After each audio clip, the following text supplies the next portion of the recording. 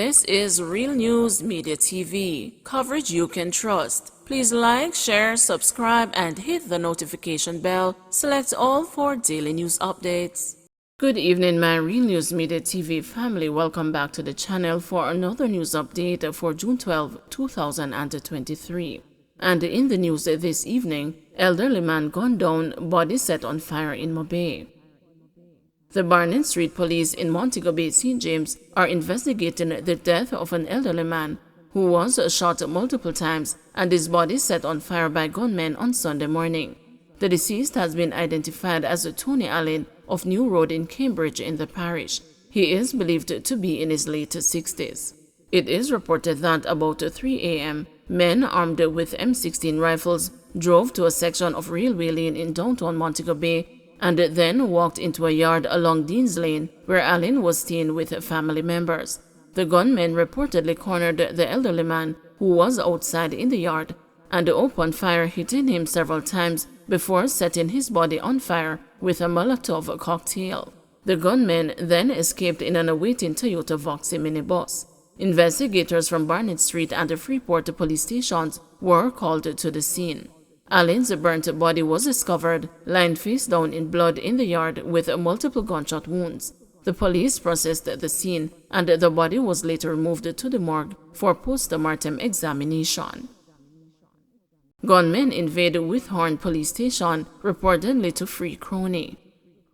Lawmen and the Independent Commission of Investigations are currently probing the attempted invasion of the Withorn Police Station in Westmoreland by two gunmen Sunday night. The incident is said to have happened at 11:40 p.m. Unconfirmed reports are that the gunmen wanted to free one of their cronies. Reports are that officers on duty were alerted by dogs barking on the premises. They were later confronted by two gunmen who pointed guns at them. The lawmen, in fear for their lives, are said to have taken evasive action and returned the fire. The gunmen later escaped in a waiting vehicle. The cops were not wounded. Construction worker charged in connection with a Pavilion Jewelers robbery. One of 4 males allegedly linked to the robbery at a Pavilion Jewelers on May 10 has been charged. He is 31-year-old Nico Gordon, a construction worker of Bethune Avenue, Kingston 13. Gordon has been slapped with charges of robbery with aggravation, conspiracy to commit a robbery, and the possession of a prohibited weapon. Reports are that about 10:11 a.m., Gordon, along with 3 men, all armed, entered the store and held up the victims, robbing them of $619,000 as well as assorted jewelry valued at more than $4 million. A Glock 9mm pistol along with 2 magazines containing 34 rounds of 9mm cartridges and other personal items were also reported stolen. Police say the assailants then ran from the premises and robbed 2 motorists of their motor vehicles, which they used to make their escape. Gordon was arrested on Monday, May 22, at the Norman Manley International Airport while attempting to leave the island. At the time of his arrest, he was found in possession of a stolen chain and a citizen risk watch. Post-mortem done on body of acting Deputy Commissioner of Corrections. A post-mortem examination was performed Monday to determine the cause of death of acting Deputy Commissioner of the Department of Correctional Services, Reverend Orville Moore. The news was informed that Mr. Moore's family had requested that an independent pathologist be present for the activity. Reverend Moore's body was found in a ravine along the Spur Tree Main Road in Manchester on June 1, days after he was reported missing. He was found beside the wreckage of his motor vehicle in what police say appears to be an accident. Reverend Moore, who was the Chief Rehabilitation and Probation Aftercare Officer, was recently appointed Interim Deputy Commissioner following changes in the leadership of the Department of Correctional Services. Delivery driver charged over cocaine seizure at the Sangster Airport.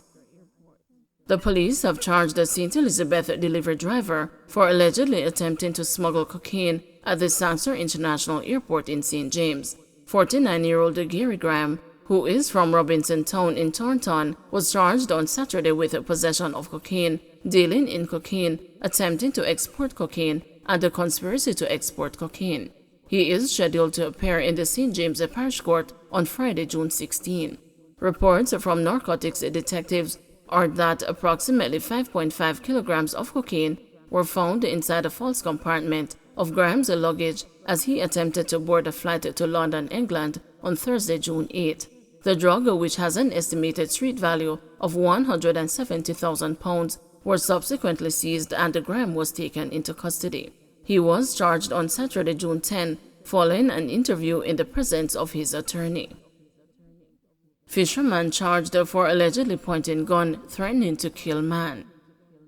A fisherman has been charged with possession of a prohibited weapon, unlawful wounding, assault occasioning bodily harm, and assault at a common law, following an incident in Barracks Mansionil in Portland on June 6. Charged is 32-year-old Martin Gale, otherwise called the Z-Ball, of Long Road in the parish.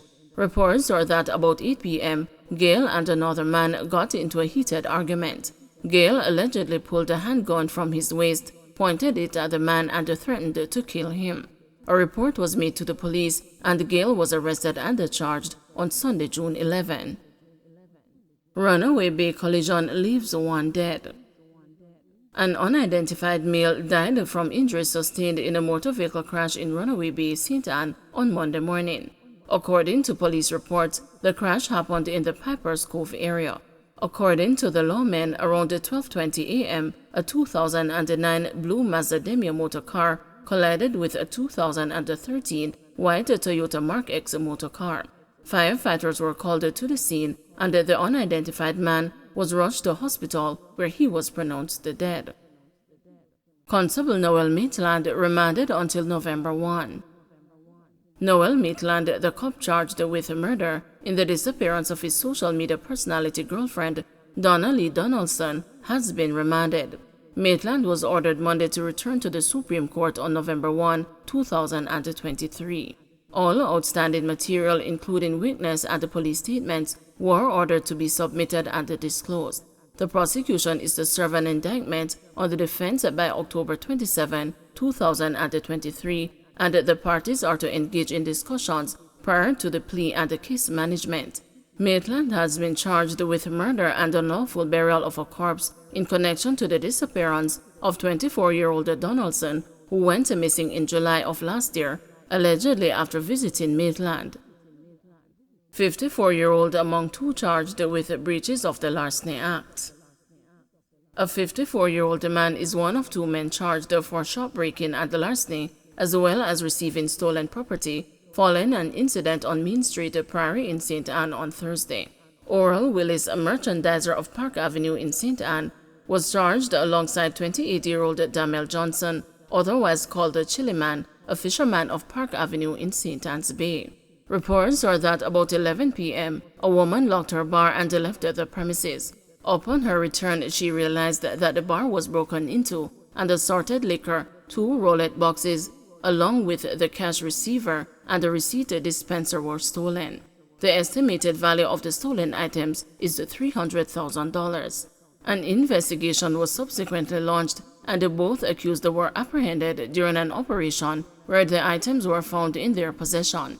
Johnson and Willis were later charged. Their court date is being finalized. Lawyers argue for Tesha Miller's 38-year sentence to be reduced. Lawyers representing convicted leader of the Klansman gang, Tesha Miller, continued their challenge Monday against this 38-year prison sentence. Miller was sentenced in January 2020 to 38 years and 9 months in prison after being found guilty of plotting the 2008 murder of former chairman of the Jamaica Urban Transit Company, Douglas Chambers. Miller was convicted on 1 count of accessory before the fact of murder and 1 count of accessory after the fact of murder. During submissions Monday, his attorney John Clark argued that the sentences imposed by the trial judge on the various counts were excessive. He argued that the judge did not follow the correct sentencing guidelines stipulated by law. Mr. Clark said a sentence of 15 years should have been imposed instead of the near 40-year sentence. Don't forget to like, share, subscribe, and hit the notification bell. Select all for daily news updates.